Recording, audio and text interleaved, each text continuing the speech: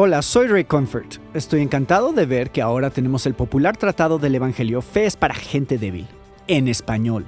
La fe sí es para los débiles. El hombre es débil mientras está parado en el borde de un avión a 10,000 pies sin paracaídas. Ese paracaídas lo salvará y cada uno de nosotros es tan débil como el agua mientras permanecemos indefensos y sin esperanza frente a la muerte. Solo el Salvador puede salvarnos y ese es el mensaje de este folleto.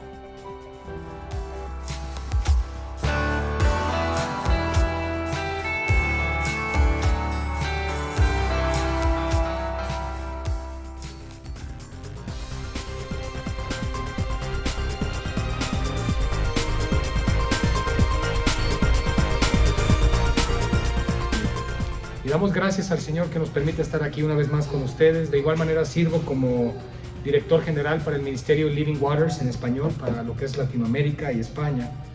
Y es un privilegio para mí una vez más compartir este tiempo con ustedes. Y me ha tocado compartir en este tiempo, en este momento, uno de los temas, pues yo creo que todo cristiano valora, aprecia y ama, que es el Evangelio de Cristo. El Evangelio de nuestro Señor Jesucristo es el tema que quiero compartir con ustedes. Y creo que como cristianos nosotros tenemos en claro que el mensaje del Evangelio es el mensaje central de las Escrituras. A lo largo de las Escrituras de la Biblia, que sabemos que contiene 66 libros, 27 del Nuevo Testamento, 39 del Antiguo Testamento, hay un hilo conductor que nos lleva a lo largo de todas las Escrituras, y es el plan redentor de Dios. Es la voluntad de Dios en su providencia y misericordia de enviar un Salvador para todos los hombres, Jesucristo. La razón por la cual Dios envía un Salvador es porque Dios miró que el ser humano se encontraba en una condición incapaz de poder hacer algo por sí mismo. Yo siempre lo he visto así. Si el hombre por sí mismo fuese capaz de hacer algo a su favor para hallar la gracia delante de Dios en la salvación, Cristo no hubiese venido, no hubiera sido necesario que Cristo viniera. Simple y sencillamente, como lo decimos, sálvese quien pueda. Pero la realidad es que el ser humano no puede hacer nada a su favor. ¿Por qué, hermanos? Porque tenemos que conocer la naturaleza de Dios y la naturaleza del hombre.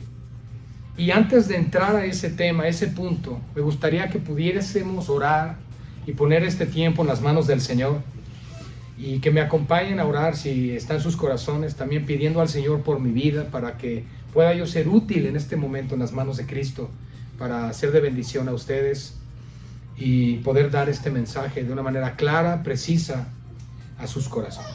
Amén. Pues vamos a orar. Señor, queremos en esta noche con toda humildad presentarnos delante de ti. Tu palabra dice que tú eres el Santo, Señor, y que nosotros tenemos gran necesidad de ti.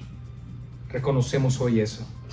Damos gracias porque la razón y el motivo por el cual nos encontramos esta noche en este lugar reunidos eres tú, es tu palabra, es tu gloria, Señor. Y con temor y toda reverencia queremos abordar el tema de tu evangelio, tu mensaje, las buenas noticias de salvación que veniste a dar, Señor, en medio de los hombres, con el propósito de que pudiésemos conocerte a ti. Señor, gracias por tu glorioso evangelio. Gracias por tu preciosa palabra y por la más grande provisión que has dado a los hombres para poder ser salvos, la vida de tu Hijo. Señor, hoy nos humillamos delante de ti. Reconocemos que tú eres el soberano creador de los cielos y la tierra, y que nosotros solo somos polvo.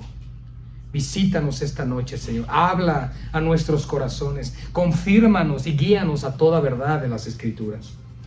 Como dice tu palabra en Proverbios, no queremos apoyarnos en nuestra propia sabiduría. No queremos ser de aquellos que se apoyan en su propia prudencia. Queremos descansar en Cristo y sus promesas.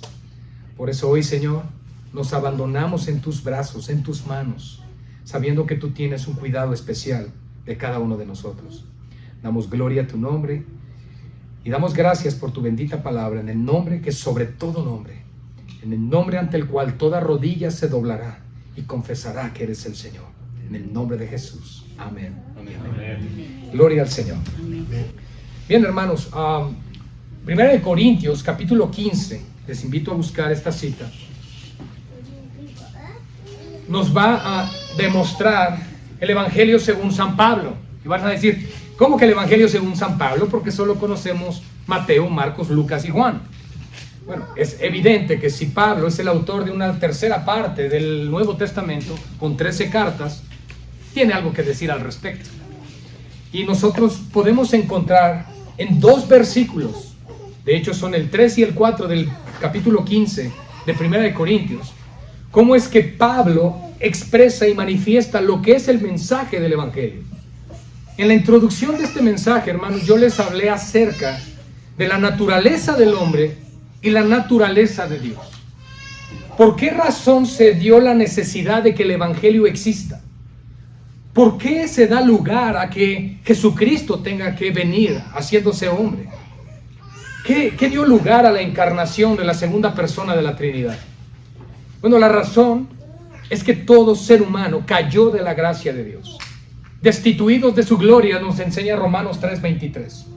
Esto quiere decir que se cumple lo que enseña 1 Corintios 15:22. En Adán todos mueren.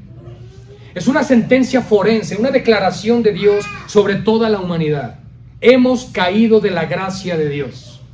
Por eso es que encontramos maldad, encontramos designios de continuo en nuestro corazón hacia el mal, como en la generación de Noé.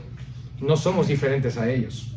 De hecho, si tú y yo somos descendientes de Adán y no del mono, entonces el pecado está en nosotros. Es algo que está ahí, permanece y prevalece, y podemos darnos cuenta todos los días que está ahí. Hace rato hablaba con algunos de mis hermanos y les decía, cuando nacen sus bebés, ¿qué les enseñas a sus niños? ¿Qué le enseñan a sus niños? ¿A hacer el bien o a hacer el mal? No, pues a hacer el bien. Claro, porque el mal ya lo traen. Es por naturaleza. No es una cuestión que nos inventemos nosotros. Por naturaleza somos malos. Ahora, quiero aclarar algo. Todo ser humano ha sido creado a la imagen y semejanza de Dios. Eso significa que el ser humano porta la imagen de Dios, aunque es una imagen corrompida o distorsionada por causa del pecado. El ser humano, como tú y yo, tenemos capacidades de hacer altruismo, es decir, ayudarnos unos a otros, de hacer buenas obras, de ofrendar dinero para hospitales que tratan el cáncer, ayudar a una persona de edad avanzada a cruzar la calle. Todo ese tipo de manifestaciones de bondad sí están en el hombre, porque el hombre preserva la imagen de Dios. El problema es que cuando Adán peca, siendo la cabeza, porque si nos damos cuenta, no es cuando Eva comió del fruto, sino cuando Adán comió. Es cuando entra el pecado. Y hubo una sentencia ahí: el día que comas del árbol del bien y del mal, ciertamente morirás. Bueno, sabemos que al comer Adán no murió de inmediato, pero ¿qué entró? La decadencia del cuerpo humano a través de la enfermedad y eventualmente la muerte. De hecho, todo ser humano al nacer comienza su primer día hacia la muerte. Esa es la realidad. Esa es la condición del hombre natural. Ese es el lugar donde nos posiciona el ser hijos de Adán, y no podemos escapar de esa situación. Es entonces que es evidente que la condición en la cual se encuentra el hombre, Dios provee primero un medio, no para salvación como tal, sino solo para mostrarle al hombre su condición delante de él. Por un lado tenemos a Dios, que es santo, santo, santo. Y por el otro tenemos a un ser humano creado a su imagen, pero que ha caído de la gracia del Señor. ¿Qué es lo que hizo Dios primero para tratar con el corazón del hombre? Introduce su ley en el mundo. La ley, las obras, el trabajo y el esfuerzo del hombre para tratar de reconciliarse con Dios. De hecho, la palabra griega, religare, de donde viene religión, es el intento o esfuerzo humano para poder reconciliarse con Dios. ¿Y qué creen? No podemos hacerlo. Ningún ser humano se puede reconciliar con Dios por sus propias obras o méritos personales. Es entonces que esto da lugar al nuevo y mejor pacto que conocemos como el pacto de la gracia en el Señor Jesucristo. Es Dios proveyendo el medio a través del cual nosotros sí podemos accesar al perdón de Dios. Y no solo al perdón, sino a la reconciliación con Él y la restauración al modelo original antes de la caída en el huerto del Edén. En otras palabras, mis amados hermanos, el mensaje del Evangelio, que conocemos como Evangelium, que es las buenas nuevas, proviene de una palabra que nos habla de las buenas noticias. Pero para poder nosotros aceptar y reconocer las buenas noticias de parte de Dios, tenemos que también conocer primero las malas noticias. Las malas noticias son precisamente las que acabo de mencionar, que estamos todos destituidos de la gloria de Dios. De hecho, Romanos capítulo 3, el apóstol Pablo aborda el tema de tal forma que nos deja ver que, como está escrito, no hay quien busque a Dios, no hay quien haga lo bueno, ni siquiera uno. Eso, hermanos, nos deja ver entonces la esencia de la naturaleza del hombre. El hombre natural, el hombre no regenerado, el hombre que no ha sido salvado, el hombre que Dios permite que camine en el curso de su vida en ese estado natural. Si el ser humano nace, crece, vive y nunca procedió al arrepentimiento y confesión de Jesucristo como Señor y Salvador de su vida, el curso natural será eventualmente morir e ir a condenación eterna. Ese es el curso natural. No hay otra opción. Porque la Escritura lo establece así en Romanos 6:23. La paga del pecado es muerte. Y Dios, mis amados, es juez justo. Y además enseña la Escritura, Dios o Jehová es juez justo, y Él está airado contra el impío todos los días. Asimismo, San Juan capítulo 3, versículo 36 nos dice, el que tiene al Hijo tiene la vida, pero el que no tiene al Hijo de Dios no tiene la vida, sino que la ira de Dios permanece sobre él. Entonces podemos darnos cuenta que sobre este mundo impío hay una ira santa de Dios, y aguarda este mundo una sentencia final, un juicio final. Y todos los que leemos las Escrituras sabemos que la Biblia también nos habla de juicio, ¿verdad? La gran diferencia es que Jesucristo puede fungir como tu juez o como tu abogado. La Escritura dice, hijitos míos, si hemos pecado, abogado tenemos para con el Padre, a Jesucristo el justo. Pero la única manera de poder ser protegidos, guardados, preservados por Cristo, y quiero decirles una cosa, Jesús como abogado nunca ha perdido ni perderá ningún caso. Pero algo sí es seguro, hermanos. Si Cristo no es tu abogado, será tu juez. Y aunque tú digas conocerlo, si Él no te adoptó como hijo, Él te dirá, nunca te conocí. Apártate de mí al fuego eterno del infierno. Entonces nos damos cuenta que el mensaje del Evangelio no solo se trata de decir que conocemos a Dios, sino que Dios te conozca a ti. Y esa es la esencia de la adopción. Porque nosotros consideramos la religión tradicional, pensemos en el catolicismo romano, que es la religión tradicional que existe, que ha predominado por siglos. El catolicismo romano nos enseña, todos somos hijos de Dios. La pregunta sería, bueno, si todos somos hijos de Dios, entonces ¿por qué hay gente en el infierno? No tiene sentido. O por el otro lado, la esperanza que el catolicismo romano tiene es también el poder morir y pagar una sentencia temporal en el purgatorio, cosa que no está en las Escrituras. Porque Hebreos 9:27 establece que el hombre muere una sola vez y después de esto el juicio. Entonces, el purgatorio implicaría que si yo en este mundo no fui lo suficientemente bueno para alcanzar la salvación delante de Dios, entonces tengo que ir a un lugar para purgar cierta sentencia y después ser liberado e ir al cielo. ¿Saben cómo le llamaríamos a eso? Salvación por obras. Y eso no es bíblico tampoco, porque afrentaríamos al Espíritu de gracia. La Escritura, por lo tanto, nos enseña en Efesios capítulo 2, versículo 8, que somos salvos por gracia a través de la fe. Esa parte la entendemos, pero por gracia sois salvos por medio de la fe. Y esto no de vosotros, no por obras, para que nadie se gloríe. Porque nadie puede llegar delante de Dios y decirle, Señor, yo fui lo suficientemente bueno, mira cuánto me guardé para ti, merezco estar aquí. No, hermanos, ninguno lo merece. Siervos como David, como Abraham, hombres grandes del Antiguo Testamento que encontramos a lo largo de las Escrituras, confesaron su rebelión, su maldad, su pecado y dijeron, soy miserable. El mismo apóstol Pablo, miserable de mí. Soy hombre vendido al pecado, a la muerte. Porque ese es el objetivo principal del Evangelio, llevarnos a reconocer nuestra condición natural. Ahora, ¿cuál es la naturaleza de Dios? La naturaleza de Dios es que Él es completamente apartado de lo que es este esta creación. Y podrías pensar, ¿cómo estaba separado de su creación? El punto es que cuando el hombre pecó, toda la creación cayó junto con Adán. Eso significa entonces que todo lo que existe a nuestro alrededor está corrompido por el pecado. Aun cuando oramos, pecamos. Cuando adoramos al Señor, pecamos. Y podríamos pensar, ¿cómo es posible eso? La pregunta es, ¿amas a Dios sobre todas las cosas todo el tiempo, 24/7? ¿Realmente tu adoración a Dios y tu devoción a Cristo es tal que no se puede hallar ningún engaño en tu boca ni pecado? ¿Saben? El único que logra eso se llama Jesucristo. Y por lo tanto, hermanos, necesitamos de la gracia del Señor a través de Cristo.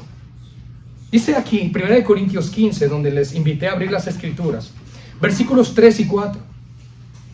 Porque primeramente os he enseñado lo que asimismo recibí. Esto es algo digno de llamar la atención, porque Pablo no está inventando las cosas. Él está recibiendo el mensaje directamente de Cristo. Y Cristo le revela el Evangelio y dice así: que Cristo murió por nuestros pecados, conforme a las Escrituras. Cristo, mis amados, debemos saber que en su encarnación, en su vida aquí entre nosotros, por 33 años y medio, cumplió más de 430 profecías de Él citadas en el Antiguo Testamento. Profecías precisas como dónde había de nacer. Hermanos, eso solo puede ser inspiración del Espíritu Santo. Revelaciones perfectas, pero el Evangelio que está predicando aquí Pablo es digno de llamar la atención, porque está diciendo, yo esto recibí y es lo que yo les enseño. Y creo que hoy, mis amados hermanos, en el siglo XXI, debemos preservar el mensaje puro del Evangelio. Y nos dice que Cristo murió por nuestros pecados. Eso significa que tú y yo somos pecadores. Y que si tú y yo nos atrevemos a decir, no, yo soy lo suficientemente justo para ir al cielo, quiero decirte lo que enseña Primera de Juan. El que dice que no tiene pecado le hace a él mentiroso. Entonces, hermanos, el Evangelio es un mensaje que trastorna la vida del ser humano, que le quita su autojusticia de pensar, yo pensaba que era tan bueno, que yo era el hijo favorito de Dios, que yo merecía estar en la presencia de Dios. Hermano, la realidad es que ninguno de nosotros es digno. Digno, no. Solo Cristo. Solo Cristo es digno de la adoración de su iglesia. Solo Cristo fue digno de ser ofrecido en sacrificio por nosotros. Entonces, Cristo murió por nuestros pecados, y eso es algo literal. Ahora, ¿qué hizo Dios? ¿Cómo obró Dios de tal manera que pudiéramos nosotros acceder a esta gracia? Porque el mensaje del Evangelio no ha cambiado, hermanos. Nosotros llevamos predicando, al decir nosotros me refiero a la iglesia de Cristo. Llevamos predicando 21 siglos el mismo mensaje. El mismo apóstol Pablo le enseña a la iglesia de los Corintios, cuando yo llegué con ustedes, no me propuse llegar con ustedes con excelencia de palabras o elocuencia de sabiduría, sino que no me propuse ninguna otra cosa, sino predicar a Cristo y a este crucificado. ¿Qué implica eso? El Evangelio de Cristo, el mensaje central. Todas las cosas giran en torno del Evangelio de Cristo. Y la doctrina suprema de la redención que encontramos en las Escrituras es la doctrina de la justificación. Dios decretando sobre un ser humano completamente pecador, perverso, depravado y destituido de su gloria, una sentencia que ahora le adjudica la posición de justo, santo e hijo. ¡Wow! ¿Cómo logra eso Dios? A través de ofrecer un sacrificio sustituto por nosotros. Y ese sacrificio, como lo eran los corderos del Antiguo Testamento, tenía que ser un sacrificio perfecto. Cristo fue perfecto en todos sus caminos, mis amados. Porque Cristo fue ofrecido en rescate nuestro. La unión hipostática de Cristo, que implica que son dos naturalezas en un mismo ser, 100% hombre, 100% Dios, en una persona, Jesucristo. De manera sobrenatural, el Espíritu de Dios fecunda un óvulo, María. Ese santo ser que nacería sería llamado Hijo del Altísimo. Desde ahí comienza el proceso de redención. ¿Cómo? Sí, claro.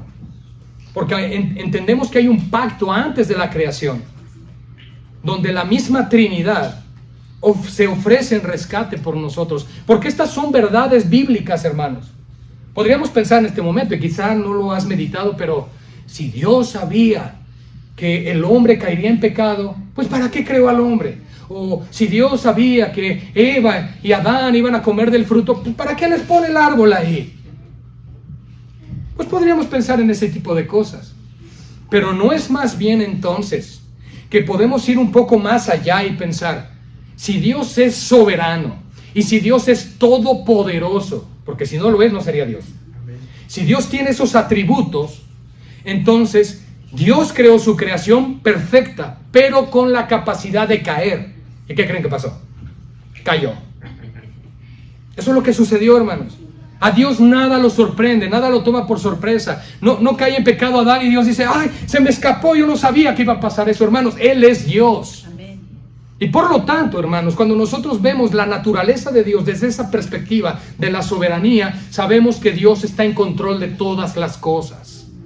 Nada se salió del orden, todo sigue un curso. Sin embargo, esa posición en donde encontramos al hombre caído, antes de que Dios dijera en Génesis 1:1, en el versículo 2 de Génesis 1, sea la luz, ¿saben lo que nos revela el Señor a través de su siervo, el apóstol Pedro? Que el Cordero fue inmolado antes de la fundación del mundo. ¿Cómo? Sí. Cristo fue ofrecido en rescate por los suyos desde antes que esta creación existiera. No te es suficiente. Apocalipsis 17:12 también nos dice que el nombre de los salvos está escrito en el libro de la vida desde la fundación del mundo. Oh, espera, entonces ¿no se arrepiente alguien hoy y escribe su nombre en el libro de la vida? No.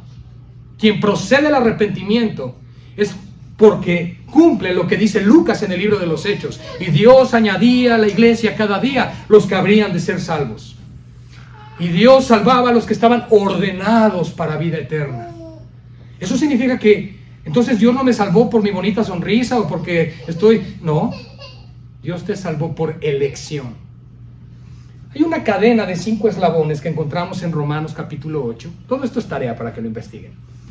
Pero en Romanos capítulo 8 hay una cadena de 5 eslabones. Y dice, a los que antes conoció, a estos llamó. Y a los que llamó, bueno, primero inicia, los predestinó. Y a los que predestinó a estos llamó, porque los conoció.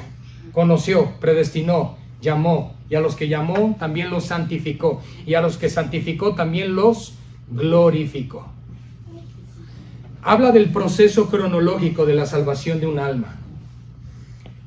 Si Dios es todopoderoso y soberano, implica que Él tiene la autoridad y establece el cómo de las cosas. Por lo tanto, el Evangelio no es el Evangelio tuyo y mío, es el Evangelio de Jesucristo. Y el mensaje de Jesucristo implica y habla acerca de lo que Jesucristo quiere revelar al corazón humano. Lo primero que nos dice es, has pecado contra mí, arrepiéntete porque el reino de los cielos se ha acercado. Jesús no inició su ministerio diciendo, hey, los invito a todos a una carne asada este domingo a mi casa, tengo algo que decirles, quiero establecer una conversación y una amistad con ustedes. No, Él fue directo al punto. Ahora, normalmente pensamos que el decir arrepiéntete en las Escrituras es una especie de, eres como un asesino delante de Dios, arrepiéntete ahora.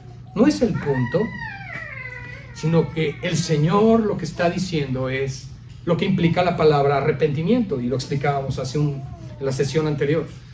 Metanoia, que es una palabra griega que implica un cambio de mente, un cambio de parecer. No es casualidad que en Romanos capítulo 12, versículo 2 nos diga, no os conforméis a este siglo, es decir, no te hagas al molde de este mundo, sino sean transformados por medio de la renovación del entendimiento. El Evangelio no solo transforma en términos de posicionar al ser humano caído y destituido de la gloria de Dios, ahora en un ser justificado y santo y declarado como hijo, sino que también renueva el entendimiento de las personas. afecta todo tu ser. Tus pensamientos cambian, tus deseos cambian. Antes amabas el pecado, buscabas las cosas del pecado, las cosas de este mundo, porque el mundo, no quiero que lo veamos como las personas. El mundo es el sistema moral corrupto de pecado que nos rodea. La Biblia deja algo muy claro. No améis al mundo, ni las cosas del mundo, porque el amor del Padre no está ahí. Y podrías pensar por el otro lado, oye, pero Juan 3:16 dice, de tal manera amó Dios al mundo. Hay que comprender y entender que Juan 3:16 está hablando acerca del objeto de la salvación que se encontraba en ese mundo. ¿Qué es lo que vino a salvar Cristo? Lo que se había perdido. ¿Quiénes se habían perdido? ¿Alguna vez has dicho, es que comencé a buscar a Dios o de Dios? Pues ese no es el término correcto, porque Dios nunca ha estado perdido. Realmente Él nos buscó a nosotros. Y Jesús es muy claro, ninguno puede venir a mí si no les es dado por el Padre.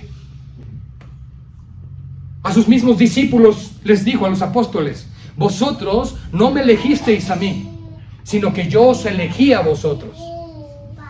De la misma manera, el apóstol Juan en su primera carta dice, y nosotros le amamos a Él, porque Él nos amó primero. ¿Quién dio el primer paso? Dios, hermanos. Porque el hombre en su naturaleza caída y corrompida no puede dar el primer paso porque no quiere. ¿Y saben por qué? Porque por naturaleza somos enemigos en nuestra mente con Dios. Amén. Pero espera, ¿eso es real? Claro.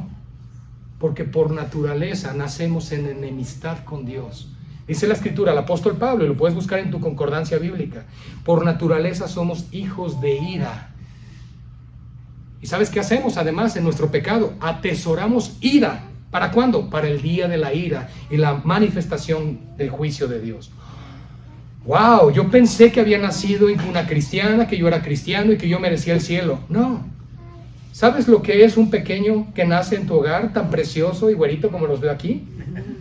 Es un pequeño enemigo de Dios, que necesita también arrepentirse y creer en el Evangelio y confesar a Jesucristo como Señor. Pero eso es real. Eso suena muy legalista, eso suena muy condenatorio, hermano. Es que el punto es que nosotros pensamos, si yo predico el Evangelio de esta manera, hermano, realmente sería una cuestión de traer condenación a las personas, porque las personas quieren oír que Dios los ama. Bueno, yo sé que quieren oír eso, pero las personas necesitan saber que han pecado contra Dios. Pero por el otro lado, el punto no es que prediques el Evangelio para condenar a la gente, porque quiero decirles algo, todo ser humano nace bajo condenación. Hágamelo bíblico, hermano. Claro, Juan 3:19-20. Y la luz vino al mundo, pero los hombres amaron más las tinieblas que la luz. Pero ¿saben cómo inicia el verso en el 19? Y esta es la condenación. Entonces la condenación no es que un predicador te predique duro, no es que un predicador te diga eres pecador, necesitas arrepentirte, no. La condenación es que nuestro corazón ama más las tinieblas que la luz. Y no tienes que andar metido en pecados graves, severos en tema en el mundo, pensando en, bueno, pero yo no asesino a nadie, yo no soy un violador. Pero ¿qué tal el juicio, la crítica, la murmuración, la mentira, el chisme? El simple hecho de guardar rencor, el odio contra una persona, Cristo dice, eres un homicida delante de Dios. Y son aspectos que nosotros llegamos a pensar que no son graves. Pero el apóstol Santiago nos dice que el que quebranta un mandamiento se hace transgresor de toda la ley. Ahora, no es igual de grave, y esto queda claro, el matar a alguien que el mentirle a alguien. Ok, sí, no es igual de grave. Pero lo que quiere decirnos Santiago, y por supuesto desde la ley, es que ambos pecados tienen el suficiente poder para condenar. Ok, no mataste, pero mentiste. Punto. Y ese pecado de mentira, aunque digas que guardaste los otros 9, te hace pecador ante Dios y mereces el juicio del Señor. Ahora, ¿por qué nos enseña esto la Escritura? Para entender que no es por obras, para que nadie se gloríe. Si alguien se ha de gloriar, ¿qué dice Pablo? Que se gloríe en la cruz de Cristo, pero no en sus propias obras. Señor, yo no vengo a presentarme delante de ti pensando que soy justo, porque no lo soy. En el momento que pienso eso, estoy pecando. Entonces necesito la gracia del Señor. Así que Cristo murió por nuestros pecados. Es la esencia que nos da aquí Pablo en la revelación del Evangelio de 1 Corintios 15:3. Cristo murió por nuestros pecados. Es la primer verdad, que implica entonces que somos pecadores y Él no. Y que el medio que Él ofreció es suficiente para rescatarnos. ¿Cómo identificó Juan el Bautista cuando vio a Cristo? He aquí el Cordero de Dios que quita el pecado del mundo. ¿Qué le dijo el ángel Gabriel a María? Hablando de su nombre es Jesús, porque Él salvará a los hombres de su pecado. ¿Qué nos habla Isaías? Y Él es Emmanuel, Dios con nosotros. Entonces son profecías, unas cuantas de tantas, que nos hablan del ministerio de Cristo. Un ministerio salvador, un ministerio reconciliador, donde Él vino a buscar y a salvar lo que se había perdido. Asimismo, dice el versículo 4, segunda parte de los elementos del sacrificio de Cristo, y que fue sepultado. Sepultado. ¿Qué implica el que haya sido sepultado, mis amados hermanos? Que su muerte fue real, que Él realmente murió. No es algo ilusorio, no es una ilusión. Hubo una doctrina en el primer siglo que se llamó ascetismo. Es una doctrina hereje, porque esa doctrina decía que Cristo no vino en cuerpo, sino solamente en espíritu. ¿Por qué creen que existe Primera de Juan? Que dice, el que niegue que Jesús vino en carne, ese es el anticristo. Porque era la doctrina que estaba infiltrándose. Después vino la doctrina del gnosticismo, después vino el arrianismo y después vino lo que hoy conocemos como testigos de Jehová. ¿Saben lo que enseñan ellos? Que Jesucristo no es Dios. Que Jesucristo es el primer ser creado por Jehová y que Jehová a través de Jesús entonces ya creó todas las cosas. ¿Eso es blasfemo? Por supuesto. Porque un ser creado no pudiese haber muerto por nosotros. Solo Dios mismo podía satisfacer sus propias demandas. Sin embargo, como dice el autor de los Hebreos, mas me preparaste cuerpo. Cristo tuvo que hacerse hombre. Filipenses capítulo 2, que nos habla de la humillación y la exaltación de Cristo, el cual no estimó el ser igual a Dios como cosa que aferrarse. ¿Dejó de ser Dios? No, dejó esa gloria, esa adoración al volverse hombre, haciéndose obediente hasta la muerte y muerte de cruz. Es la manifestación más grande de amor y misericordia que Dios puede mostrar por seres rebeldes y caídos como tú y yo. Haciéndose hombre. Eso es una humillación para el Dios creador de los cielos y la tierra. Y no solo se hizo hombre, sino que fue obediente hasta la muerte. Y aclara, muerte de cruz.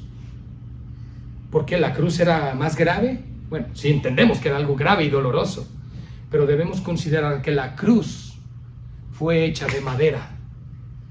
Y la ley establece, maldito todo aquel que es colgado en un madero. Entonces, mis amados hermanos, se cumple lo que enseña 2 de Corintios 5:21. Al que no conoció pecado, por nosotros lo hizo pecado, para que nosotros fuésemos hechos justicia de Dios en él. Hermanos amados, Cristo se hizo maldición por nosotros. Al portar tu pecado, mi pecado, siendo Él completamente inocente, Él cumple las profecías y Él muere. El alma humana, el cuerpo humano, que fueron formados en el vientre de María, mueren a la edad de 33 años. Por supuesto, Cristo, como segunda persona de la Trinidad, como Dios, no puede morir. Dios no puede morir. Pero el cuerpo humano muere, sufre el castigo. Ahora, yo quiero que reconozcamos una cosa, porque cuando dice Cristo murió por nuestros pecados conforme a las Escrituras, nosotros a veces lo leemos, nuestros ojos siguen la lectura y seguimos leyendo y solo pensando, ok, Jesús hizo eso por mí. Pero quiero que consideres por un momento lo que eso significa. Significa que tuvo que haber un pago. por el rescate de tu alma. Y eso no es un juego. Jesús, al subir a la cruz, no estaba jugando. Él lo hizo con un propósito. Él lo hizo. Y una cosa más, dice Isaías 53, hablando del siervo sufriente de Jehová: mas Jehová quiso quebrantarlo, cumpliendo así el cumplimiento del pacto que la Trinidad misma había hecho antes de la creación. El Cordero inmolado antes de la fundación del mundo, antes de que todo esto cayera, antes de que todo esto existiera, antes de la rebelión del hombre, antes del diluvio, antes de todos los acontecimientos de la historia del ser humano, Cristo ya había sido ofrecido por nosotros. ¿Cómo Dios no iba a tener control de todas las cosas? Pero mira cuán grande amor nos ha dado el Padre para que seamos llamados hijos de Dios. Considéralo. Lo que tuvo que suceder para que puedas ser reconciliado con Dios. ¿Por qué? Porque nuestra primera cabeza federativa o federal, que es Adán, representando a toda la humanidad, falló, pecó, cayó. Pero la segunda cabeza, el postrer Adán, Cristo, que representa a los salvos, Él venció en todo. Fue obediente hasta la muerte y muerte de cruz. Jamás se halló engaño en su boca. Él nunca pecó. Él no llevaba sus pecados. Él no fue condenado por sus pecados. Él llevaba nuestros pecados, nuestra maldad, nuestra iniquidad en su propio cuerpo. Y escuchan lo que viene aún.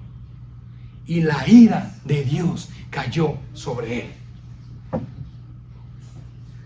Todo ser humano tiene que enfrentar la ira de Dios, ya sea que tú la recibas o Cristo en tu lugar. Pero nadie puede escapar de eso. Eso es lo que hizo Jesús por ti. Eso es lo que implica el Evangelio. No importa dónde naciste, no importa tu trasfondo, tu cultura, lo importante es lo que Dios hizo por ti. Porque el Evangelio es un fin, no un medio. El Evangelio, dice Romanos 1:16, es el poder de Dios, el dunamis de Dios para salvar. Implica que es un poder sumamente poderoso, y claro que lo es, hermanos, porque el Evangelio transforma vidas por completo.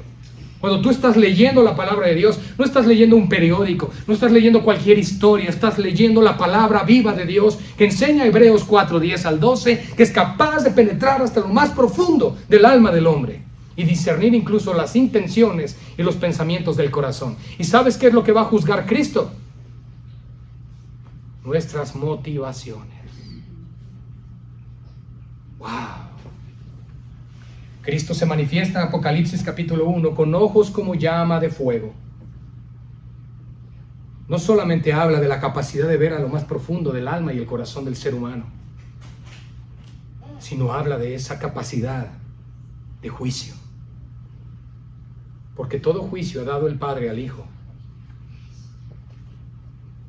Y dice 2 Corintios 5:10, porque es necesario, escuche lo que dice Pablo, que todos comparezcamos al tribunal de Cristo para ser juzgados conforme a lo que hayamos hecho en este cuerpo, sea bueno o sea malo. Todos.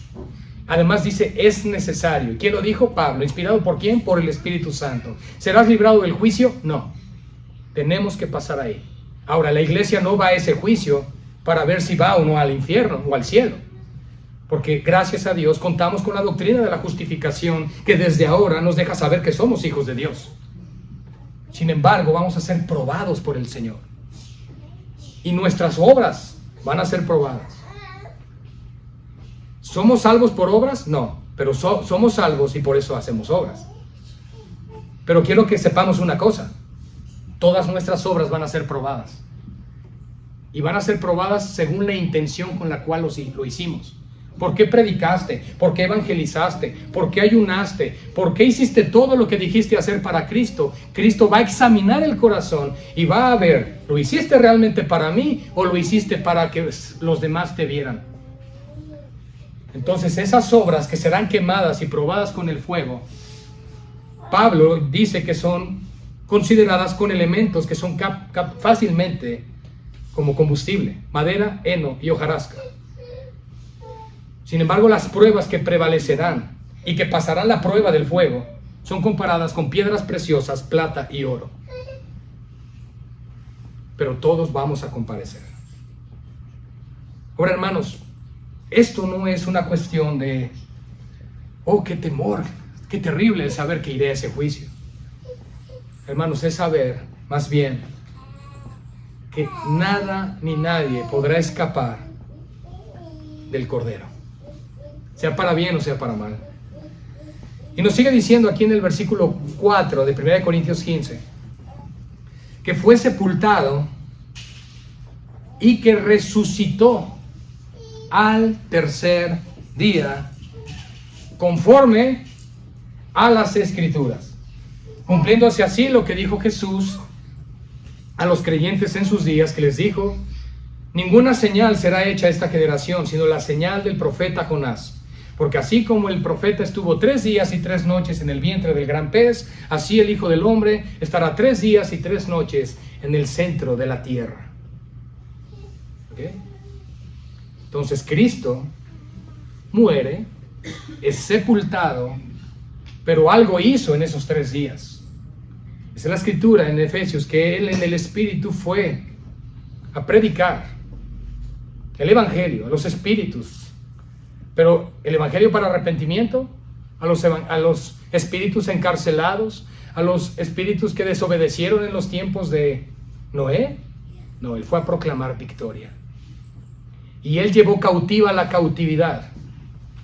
Todos aquellos que se encontraban en el seno de Abraham, que era lo que era la antesala del paraíso en el Antiguo Testamento, fueron llevados con Él a su presencia. Sin embargo, todos aquellos que están en el Hades, en griego, o Seol en hebreo, que es el lugar o región de los muertos, permanecen ahí hasta el día del juicio final ante el trono blanco. La iglesia comparece ante el tribunal de Cristo. Los seres humanos al final de la tribulación comparecen al juicio de las naciones, de Mateo 25. Pero todo aquel impío, desde Caín, comparecerá delante de Cristo en el juicio ante el trono blanco al final del milenio.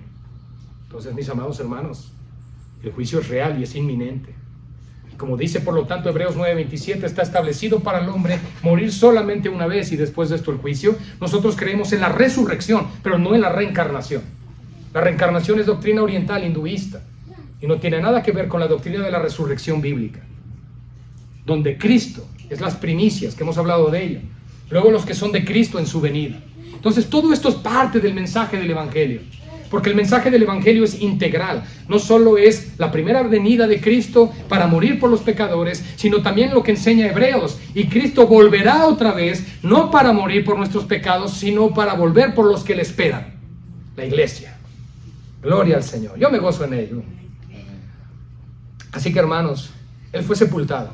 Y luego dice el texto en el versículo 4, y que resucitó al tercer día. Ya hemos hablado un poco de esto conforme a la señal. Pero a veces pensamos, ¿verdad? Jesús murió un viernes y resucitó el domingo. Bueno, eso es lo que nos enseña la tradición católica romana. Pero la realidad en la fiesta de Pascua, que se iba a ofrecer en aquellos días, y por cual es una fiesta solemne, en aquellos días, o en aquella fiesta específica, tenía que haber 2 días de purificación, y no solamente 1. Así que, mis amados, realmente Cristo muere un miércoles por la tarde, hablando de nuestros días, conforme conocemos el calendario. Si Jesús muere el viernes y resucita en la madrugada del domingo, no son 72 horas, mis hermanos. Esos no son 3 días. El día hebreo finaliza a las 6 de la tarde. Jesús estuvo en la cruz de la hora sexta a la hora novena, de las 12 del día a las 3 de la tarde. Él es sepultado ya en el jueves, en la tarde. Es decir, después de las 6 de la tarde del miércoles ya es jueves para los hebreos. Jesús es sepultado en ese momento. Y Él resucita después del día de reposo. Hubo 2 días de reposo en esa ocasión por ser Pascua. El obligatorio por la ley y el preparado para la purificación de todos los sacrificios. Así que Jesús resucita por ahí de la madrugada entre sábado y domingo para cumplirse así los 3 días. Y podríamos decir, pero ¿no podrían ser 3 días simbólicos? No, porque él fue muy claro. La señal del profeta Jonás será dado a esta generación. Así como estuvo el profeta 3 días y 3 noches en el vientre del gran pez, así estará el Hijo del Hombre en el corazón, en el centro del corazón de la tierra. Entonces, hermanos, la doctrina de la resurrección de entre los muertos es lo que garantiza y sella la victoria de Cristo, consumando el plan del Evangelio. El Evangelio que tú y yo predicamos es un evangelio de reconciliación del hombre con Dios por medio de Jesucristo. Es lo que Dios ofreció por nosotros. Estoy cerrando el mensaje, ¿ok? Es lo que Dios ofreció por nuestras vidas. Es el mensaje de paz de parte de Dios. Claro, porque son mensajes de buenas nuevas. Claro que es un mensaje de esperanza. Claro que es un mensaje de salvación. Pero tenemos que recordar también que es un mensaje que nos recuerda el sacrificio que Jesucristo tuvo que ofrecer por nosotros. Así que el Evangelio no es solamente un mensaje romántico, es un mensaje bonito, no solo es un mensaje agradable, de hecho es el mensaje que ningún ser humano quiere escuchar. Porque cada ser humano, como dice Proverbios, cada hombre proclama su propia virtud. Todos decimos ser buenos. Yo soy bueno, no mato, no robo, no violo, no le hago daño a nadie, yo soy bueno. ¿Ok? Eres bueno. Bueno, pues las Escrituras nos dicen que no hay ninguno bueno. Entonces, o te creo a ti o le creo a la Biblia. No, pues a la Biblia. Bueno, entonces no eres perfecto, no eres completamente bueno. Porque incluso si tú buscas en el diccionario la definición de bueno, dice moralmente perfecto. Y pues ninguno cumplimos esa función. Entonces, hermanos, el mensaje de Cristo es muy sencillo. Cristo murió por nuestros pecados. Fue sepultado. Él murió realmente por nosotros. Pero Él resucitó al tercer día, conforme a las Escrituras. La autoridad para todo cristiano no es... El pastor dijo, escuché por ahí, alguien me comentó, no, es escrito está. Si no está en la Biblia, Dios no lo dijo. Si está en la Biblia, obedece lo que lees y es lo que está bien. Y por lo tanto, hermanos, quiero recordarles que este es el mensaje que se nos ha encargado a nosotros. El mensaje del Evangelio. Es el mensaje de las buenas nuevas, claro, cuando procedes al arrepentimiento y la fe en Jesucristo. Mientras tú no reconoces tu pecado delante de Dios, continúas bajo condenación. No porque yo lo diga, es porque Cristo lo dice. Y si una persona no se arrepiente y no cree en Jesucristo para salvación, esa persona no ha pasado de muerte a vida. Y uno de los más graves peligros es predicar un evangelio o diluido o un evangelio no completo. Porque si yo solo hablo de los beneficios de creer en Cristo, si yo solo hablo de Dios te ama, entonces todos van a querer a ese Jesús. Pero cuando tú expones el mensaje completo al decir, ese Dios de amor, ese Dios de misericordia, si no te arrepientes te ve con ira. Ay, esa parte no nos gusta. Entonces el mensaje tiene que ser completo para que la iglesia pueda entonces ser fiel al mensaje que Cristo nos dio. Una vez más reitero, Jesús no inició su ministerio, Juan el Bautista no inició su ministerio, los apóstoles no iniciaron su ministerio hablando del amor de Dios, sino hablando del juicio, del pecado y su condenación. Y cierro con esto, mis amados hermanos, porque hay un sermón en Hechos capítulo 2, que es el sermón inaugural de la iglesia. El primer sermón predicado por la iglesia, lo predicó Pedro. Él tuvo el privilegio de hacerlo. Y una vez que expuso el evangelio, ¿qué les dijo a los judíos? Mataron al Mesías, mataron al único que podía salvarles. ¿Y qué trajo el Espíritu Santo? Convicción de pecado, de justicia y de juicio. Y en ese momento, cuando se encontraron en esa situación, dijeron, compungidos de corazón, esto está en Hechos 2, 37 y 38, por si lo quieren buscar, compungidos de corazón, es decir, contristados, con un dolor profundo en su corazón por haber pecado contra Dios y haber dado muerte al Mesías. Ellos compungidos dijeron, varones hermanos, ¿qué haremos? Quiero que notemos la desesperación en esa expresión. Cuando tú has pecado contra Dios, no puedes decir, sí, he sido rebelde, he sido malo. Hermanos, debe haber un dolor, un contristar delante de aquel que es digno de nuestro arrepentimiento, nuestra obediencia y nuestra fe. Varones, hermanos, ¿qué haremos? Y nosotros vemos claramente el mensaje bíblico del Evangelio en la respuesta del apóstol Pedro. Hermanos, es el sermón inaugural, es lo que se va a registrar en las Escrituras. Por ende, debemos interpretar, creer y afirmar que la manera en la que predicó el apóstol Pedro el Evangelio es la manera bíblica y correcta. ¿Qué les dijo? Pasen al frente y repitan esta oración después de mí. No. ¿Qué les dijo? Jesús los ama a todos. No. Arrepentíos y convertíos. Y vendrá entonces el don del Espíritu Santo. Mis amados hermanos, el Evangelio es un mensaje de parte de Dios para poder ser reconciliados con Él. Y el Evangelio no debe de ser interpretado, proclamado, creído y predicado según nosotros, sino según Cristo. Y eso es lo que traerá realmente conversiones verdaderas y no falsas conversiones al Señor. Oremos. Padre, queremos darte gloria en esta noche, porque tu Evangelio, tu palabra es poder tuyo para salvación. No es el poder del predicador, no es el poder ni siquiera de la iglesia, sino tu poder que le ha sido dado a la iglesia para proclamar tus virtudes. Señor, oramos hoy y rogamos que cada uno de nosotros podamos tener en claro el mensaje del Evangelio de Jesucristo, que no se trata solamente de lo que hemos pensado hasta ahora, sino el mensaje más profundo que nos lleva a estar conscientes de nuestro pecado, pero también de la gracia que has revelado por medio de tu Hijo para reconciliarnos contigo. Señor, aun si alguien no ha sido reconciliado contigo en este lugar, oramos porque tú le guíes al arrepentimiento y fe en tu Hijo. Y de la misma manera, Señor, si nos concedes el privilegio de hablar estas palabras con alguien, llévanos a ser fieles a tu mensaje, a que no busquemos cambiarlo, modificarlo para agradar a ellos, sino que seamos fieles a ti para agradarte solo a ti, Señor. A ti damos gloria y honra y agradecidos por tu palabra. En el nombre de Jesús, amén y amén. Gloria al Señor.